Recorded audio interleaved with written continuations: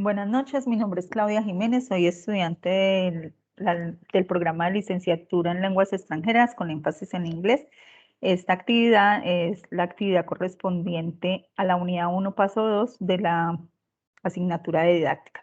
Estamos con Víctor Manuel Gallego, docente de inglés de la institución educativa Salesiano San Juan Bosco Dos Quebradas.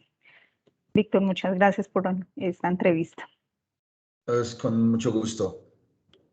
Bueno, voy a hacerle una serie de preguntas que corresponden a la didáctica. Listo.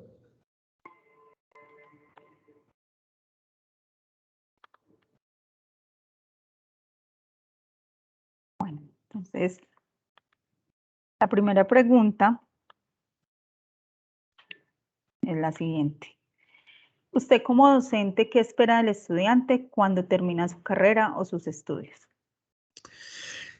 Como docente, yo espero que los estudiantes puedan aplicar, ¿cierto?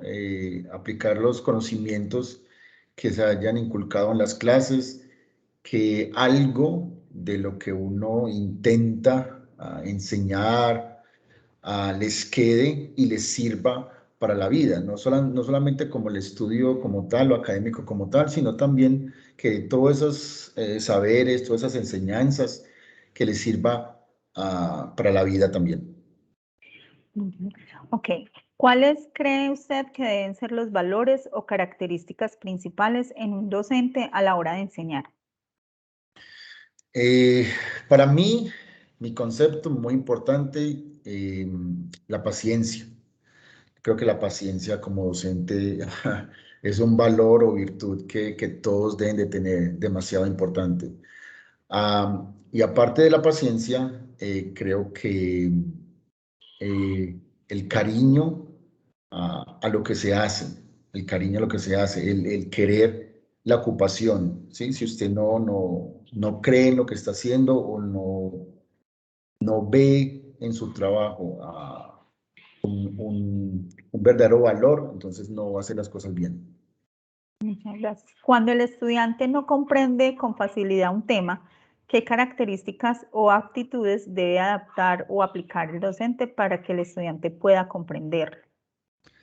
En ese caso, el docente debe buscar diferentes estrategias, ¿sí? Si la estrategia original o la primera que usted utilizó no funcionó o el estudiante quedó con dudas, el docente debe buscar la manera, con diferentes estrategias, metodologías, didácticas, para llegarle a ese estudiante o a esos estudiantes. ¿Hasta qué punto el docente debe animar a los estudiantes a asumir la responsabilidad de su propio aprendizaje? Yo creo que de principio a fin, la autonomía es demasiado importante en el proceso educativo. El estudiante no debe quedarse simplemente con lo que ve en el salón, ellos deben aprender a ser más independientes y llegar más allá cuando no estén en el aula. Deben investigar más cuando no están en el aula. ¿Cuáles son los elementos mínimos que un docente debe tener en cuenta al momento de la planeación de la clase? Son varios, a mi parecer son varios. Como mínimo, la edad de los estudiantes, la cantidad de estudiantes en el salón, el tiempo de la clase, debe tener en cuenta el tema, obviamente el tema, qué clase de tema es, cuál es mi objetivo para la clase. Creo que esos, como mínimo, esos. Continuamos con el otro segmento. ¿Qué estrategias o patrones de interacción podrían apoyar o mejorar el proceso de aprendizaje de una segunda lengua, específicamente en el sector público? Específicamente en el sector público, creo que la interacción entre los estudiantes, llevar el inglés más allá del aula es demasiado importante, es muy importante. Buscar, crearles un contexto donde ellos puedan utilizar lo que ven en clase fuera de ella. fuera de allá, no quedarse con lo que está en la clase y ya, no, llevarlo más allá del aula. ¿Cuál es la importancia de la didáctica en la formación del estudiante en el área de inglés? Yo como docente, yo siempre intento enseñar como a mí me gustaría que me hubieran enseñado, ¿sí? Por eso yo siempre busco diferentes estrategias, actividades para llegar a los estudiantes. Creo que un idioma, en este caso inglés, se debe aprender de una manera muy didáctica, no quedarse uno pegado al tablero, porque eso al final sabemos que eso no funciona, tiene que ser algo muy práctico, muy activo, y como dice la palabra, con mucha dinámica. ¿Cuáles son los desafíos en la enseñanza de una segunda lengua en la elaboración de herramientas didácticas para el aula? A ver, desafíos. Desafíos como tales en la enseñanza de una segunda lengua, en la oración de herramientas de didácticas para el aula. Creo que desafíos como tal, de pronto el encontrar actividades que sean aptas para el nivel real que tienen los estudiantes en el aula. Eh, es mucho más sencillo, pero a la vez consume mucho tiempo cuando el docente crea su propia herramienta, su propia actividad. Porque si uno va en línea a buscar actividades, es muy complicado encontrar la correcta para el nivel de sus estudiantes. Entonces creo que el tiempo como tal. ¿Cuál cree usted que sea la falla en el diseño y programación de contenidos para el aprendizaje del inglés en el sector público? De nuevo, el nivel. Para mí el nivel. No es un secreto que el nivel de los estudiantes en el sector público es bajo, ¿cierto? Es un nivel bajo. Ah, entonces, por eso creo que el nivel de los estudiantes es una dificultad muy grande y una falla como tal en el diseño es precisamente eso, que se diseñan actividades que están más allá del nivel de los estudiantes y va a ser muy difícil de realizar. ¿Cuáles son los elementos de la mediación pedagógica que contribuyen a que los conocimientos lleguen de forma eficaz a los estudiantes? Creo que al conocerlos bien, al conocer la necesidad de ellos, si usted conoce la necesidad o la motivación de ellos, es mucho más fácil, es mucho más eficaz. Si usted conoce en realidad a sus estudiantes o los motiva bien a aprender el idioma, es mucho más sencillo. Bueno, vamos entonces a pasar al último segmento de preguntas. ¿Cuáles son las características del material didáctico? Eh, Tiene que estar de acuerdo o lineado a la edad de los estudiantes.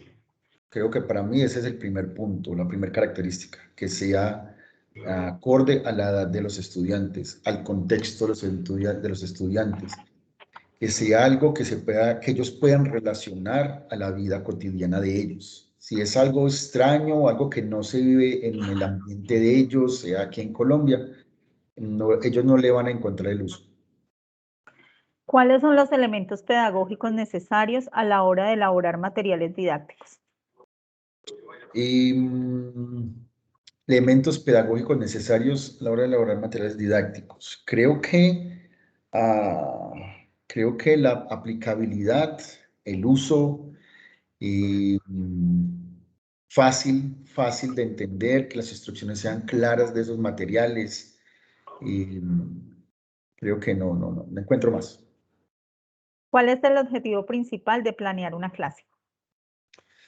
Saber cuál es el objetivo, ¿sí? Si yo voy a una clase, yo tengo que saber qué es lo que quieren los muchachos, cuál va a ser mi objetivo al final de la clase, qué quiero o lo que quiero que los muchachos logren hacer al final de esa clase. No es dar una clase por darle ya, no. Se planea para saber el objetivo de la clase.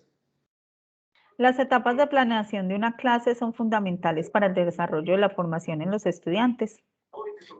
Mucho, mucho, mucho. Se planea y tiene varias etapas precisamente para lograr